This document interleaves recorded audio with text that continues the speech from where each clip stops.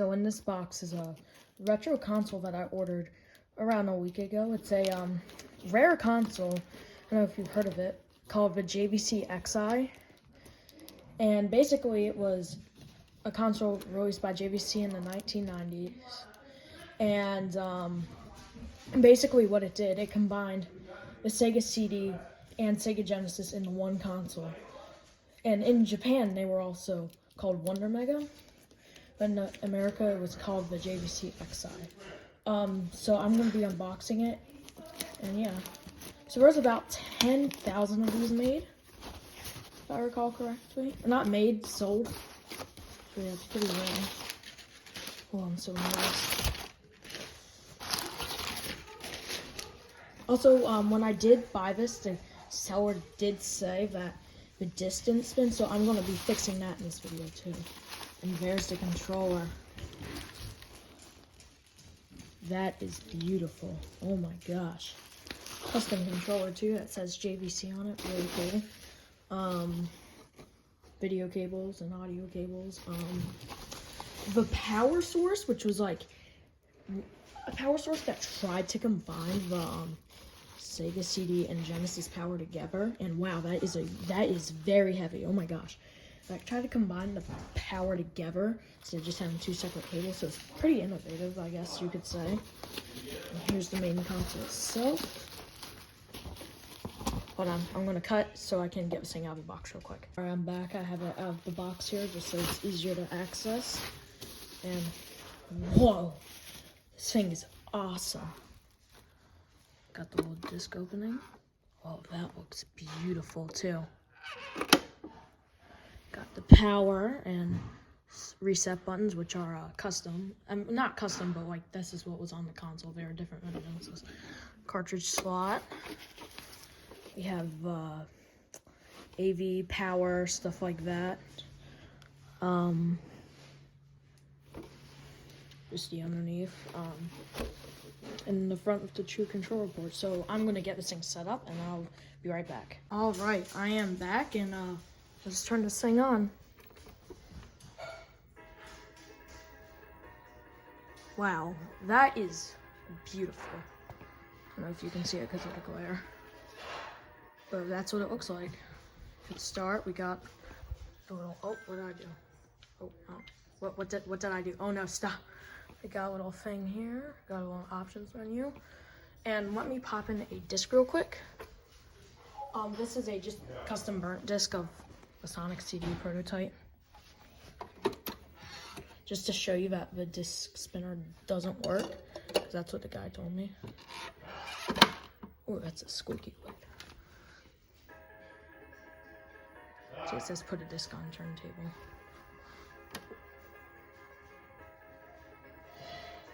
Just doesn't spin at all.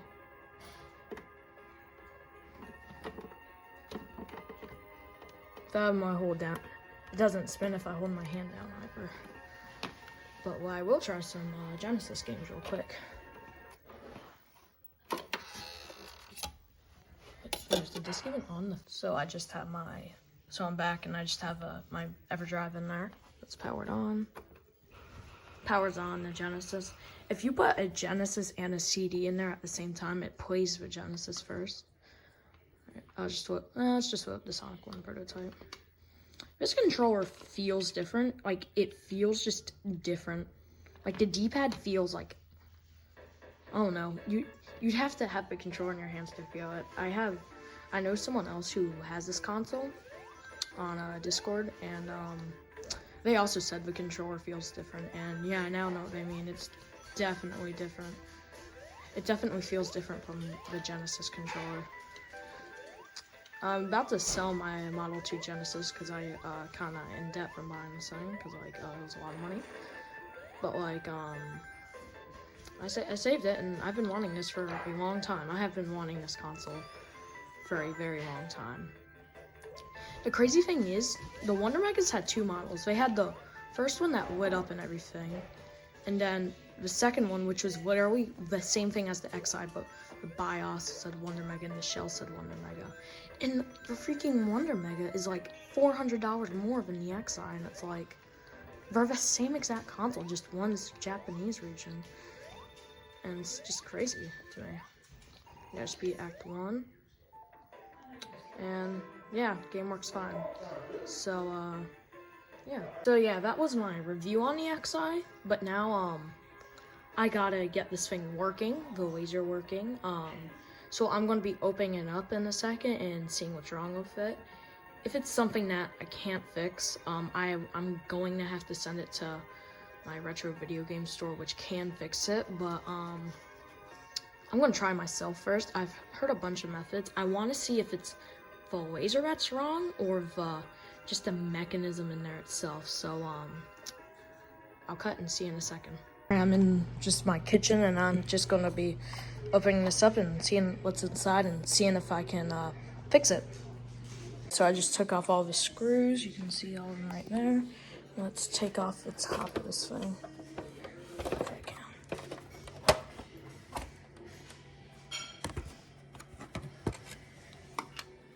That's the top. And this should be the lid switch right here. So you can actually test this to see if the lid switch works by plugging it in, and then see, you can power it on. If we hold down this, we should see if it works. See, the laser moves up and down, but the disc isn't spinning. So now I'm gonna push the lid switch down with a disc in and see what happens. If I'm right, this should spin, hopefully. A progress update, something I tried is putting the disc on. Just turn it on. Now let's hold down the lid switch. Look, it starts spinning perfectly fine. So that tells me, oh my, that something's wrong right here. So I'll test that out. I'm trying this now, so I'm turning on the console, holding down the lid switch. It checks the disc. It now boots to the screen. And now it says game. I hit start. I give it a second. See, look, Sonic's here. He does the Sega logo. Give it a second. And look, see, Sega logo boots up, and then, the title screen. So yeah, that's my progress. I'm gonna put this thing back together and see if it's the lid that's the problem, and that's what I'll do. Progress update number like 8 million. So after I found this out, I got like this tiny, almost like little circular piece of plastic, and I put it in there and I could hear it spinning. So we're about to try it now. The only downside is I cannot screw the console back together, because if I turn it upside down, it's gonna kind of stop it. So let's try. Hang. Let me power it on. Let me plug a controller in too.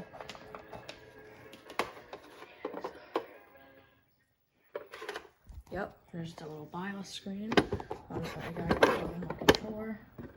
Alright, plugged in my controller. Let's hit game. Should load up.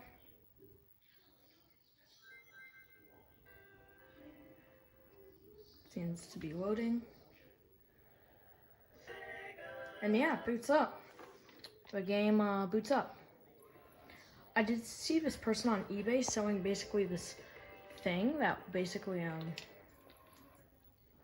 would make it so it like goes on the lid and pushes it down, kind of like have a poker chip. It's not a poker chip, just a circular piece of plastic in there. Sort of how that's working. But yeah, game's running fine.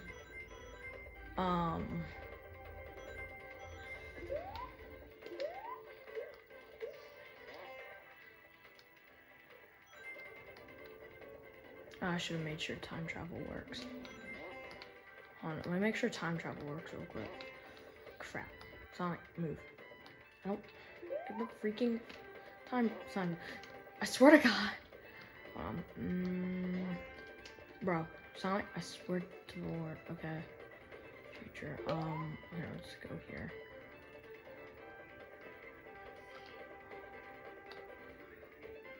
Time travel. Oh yeah, in this pro tip, you kind of have to time travel twice. and perfectly puts us right here so we can try. The future song. Let's go to the past.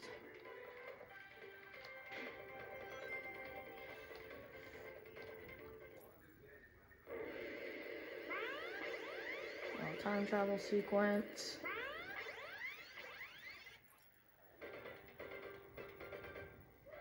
And yeah, seems to be working fine. The prototype seems to be working fine. Let me complete a level real quick, just to prove things working. I found out why the BIOS was unloading. It's because I should have put a Sega CD Model 2 Japanese BIOS in there. It doesn't. It will give, and that one won't give you a region lock screen. So yeah, I'm just gonna use that one. One of my Discord friends told me. Spin the signpost. Ooh, sorry. And we're all good. So yeah, I'll do another progress update when I when I'm able to screw this thing back together or whatever. So see ya. Hey guys, I'm back and with another progress update. I took kind of a little chip and which was circular, cut it to a square, and then I put some super glue on it onto the little mechanism that would push down when the lid's closed and in return push onto the switch. So basically, originally what was happening is that when the lid closes, it pushes this little switch up. And when it pushes up, it would make contact with the lid switch. But it was misaligned. So what I did was glue the chip on there, so now when it pushes down, it should hit the lid switch. So I have to let this dry for a few hours, and I'll make another update tomorrow for when it finishes drying. So yeah, I guess see you tomorrow. Okay, so I'm back. I screwed the top of the console back on, and I also cleaned it by wiping it down with Windex. I tried the best I could. Some of the stuff is permanently on there. And, well, the Windex is also still drying off. So now I'm going to go back upstairs, hook it up to the TV, and then after that, I'm going to get some direct capture footage, and I'll shut up during that. So, yeah. Alright, I'm back upstairs, and let's get ready to try a game out. I'm just going to try the burnt prototype I have again, because it's the only game I have burned, so, yeah. Turn it on.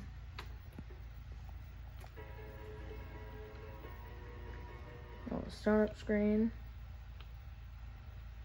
It's up, start. Sonic. Sorry for the glare, by the way. It's super hard to capture a CRT. Or maybe if I zoom out a little. I don't know. Sonic. And yeah, the entire game loads fine. So I'm really happy I was able to get this fixed. So yeah. Now I'm gonna get some direct capture footage just through OBS to my capture card, and I'm not gonna be talking during that, so you won't have to hear any more of my grating voice. And I'm just gonna be trying this burnt CD out and my copy of Sonic and Knuckles, since it's my only official cartridge, because the only other cartridge I have is an EverDrive, and that's not really official. So yeah, I guess this is the last you'll be hearing from me, so I hope all of y'all have a good day, and thank you for watching.